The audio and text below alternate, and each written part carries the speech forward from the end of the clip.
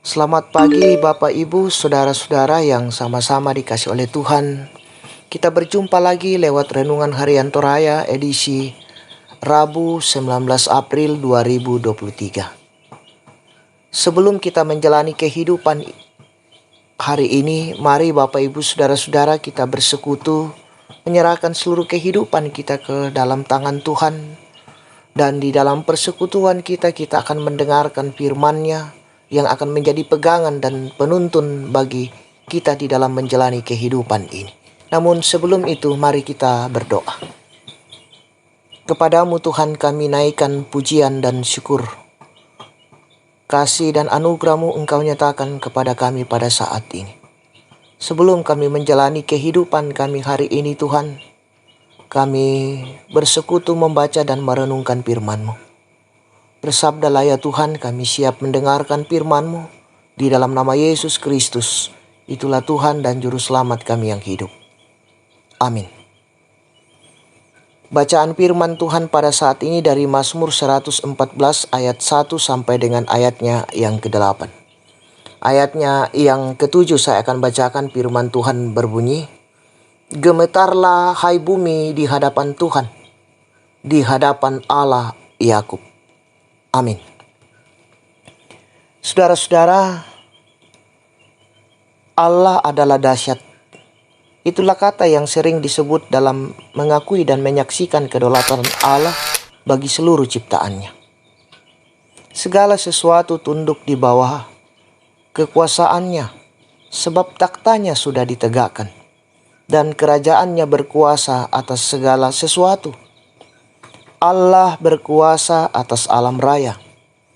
Ia melakukan berbagai tanda mujizat ketika Ia membawa Israel keluar dari Mesir, membela Laut Merah dan Sungai Yordan. Peristiwa di Gunung Sinai, semua itu menunjukkan bahwa tidak ada yang dapat menghalangi kekuasaan Allah, baik kekuatan bangsa maupun kekuatan alam. Gemetarlah hai bumi di hadapan Tuhan, di hadapan Allah Yakub, yang mengubah gunung batu menjadi kolam air dan batu yang keras menjadi mata air.